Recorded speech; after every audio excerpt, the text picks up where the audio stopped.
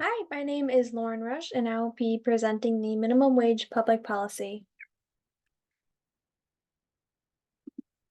What is minimum wage? Minimum wage is the lowest hourly amount that an employee may be paid for their labor. There is a state minimum wage and a federal minimum wage. For example, Michigan's minimum wage is $10.33 per hour, and the federal minimum wage is set to $7.25 per hour. There is a federal override, meaning that any state may not set their minimum wage lower to what the federal minimum wage is set, no matter where you live. Who is minimum wage for? Unfortunately, there are losers and winners for minimum wage. The winners are the employed low wage workers.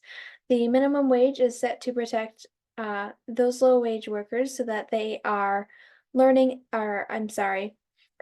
a fair wage for the job that they are performing. Unfortunately, the losers are those entering the workforce.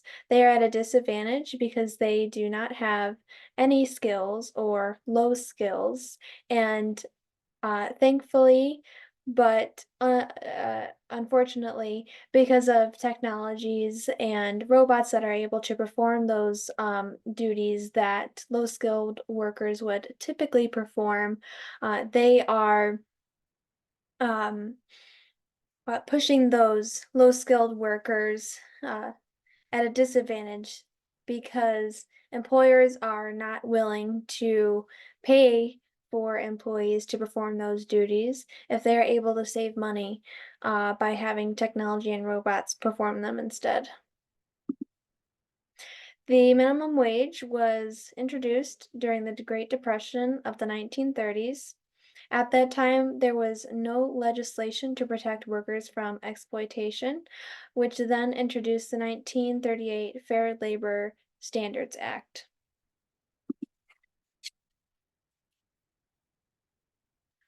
Sorry, going back. Tens of thousands of workers in sweatshop factories were routinely exploited and were forced to work in terrible conditions, earning pennies on the dollar. Early attempts by labor unions to create a mandatory minimum wage were ruled unconstitutional by the U.S. Supreme Court because it restricted the worker's right to set the price for his own labor. Franklin D. Roosevelt promised to constitutionally protect American workers as a key part of his 1936 re-election campaign that introduced the 1938 Fair Labor Standards Act.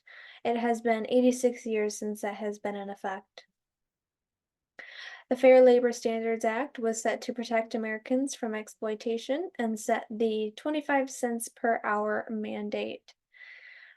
It was to maintain a minimum standard of living necessary for health efficiency and general well being without substantially curtailing employment.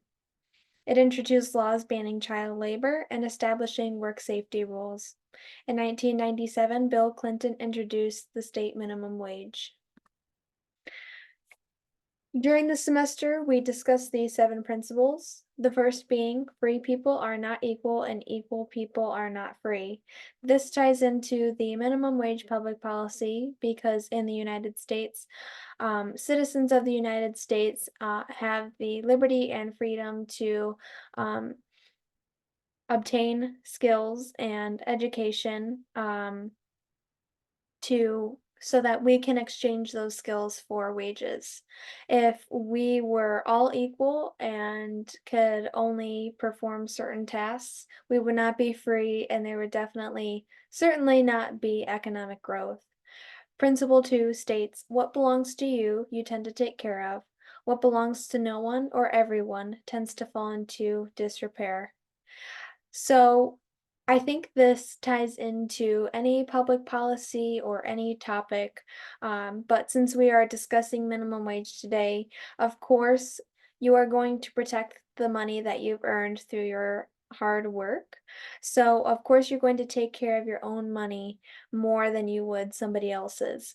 For example, if an individual was set to order lunch for the office, one would probably choose a fancy steakhouse over McDonald's because they are spending somebody else's money instead of theirs.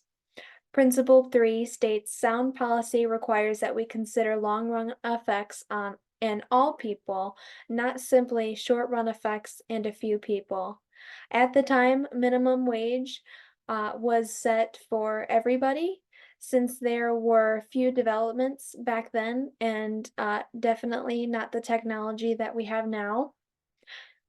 Minimum wage only helps some people, which are like mentioned previously, already employed workers, typically in low wage jobs, and the minimum wage laws do not protect students entering the workforce and those with no to low skills. Principle 4 states if you encourage something, you get more of it. If you discourage something, you get less of it. For example, a few months ago, I came to my boss and encouraged the topic of a raise since I had developed skills and mastered my job, and I got it.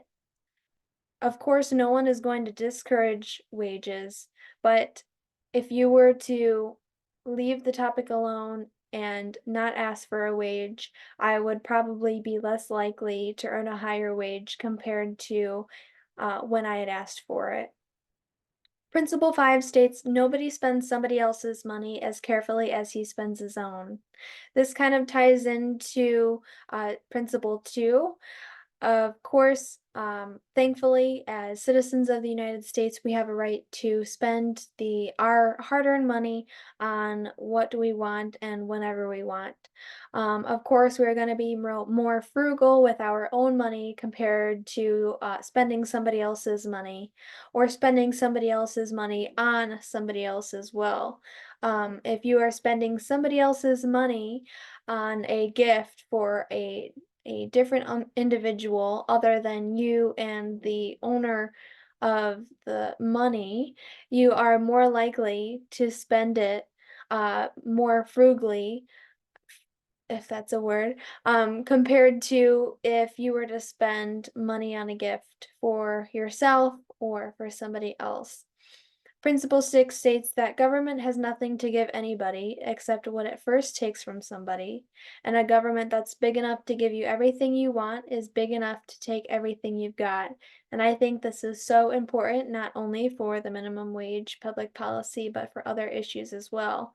Um, our ancestors and people of the history fought to bring our rights of freedom. Uh, with everything, freedom of speech, freedom to perform the skills that we have learned throughout our lives. And if we do not continue to fight for what we have now, we could risk losing it all.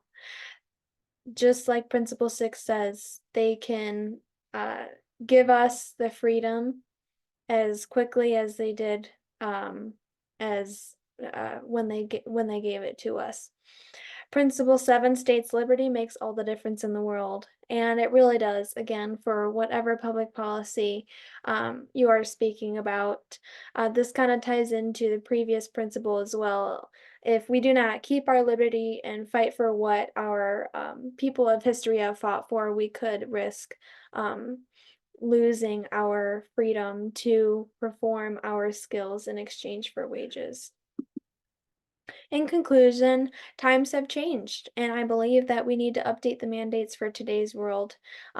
We know through discussion of this public policy that it does not favor everybody. It only favors some. So I believe that there should be protection for those entering the workforce with low skills or no skills, and also protection for those already employed, um, which typically it would benefit more of the low wage workers.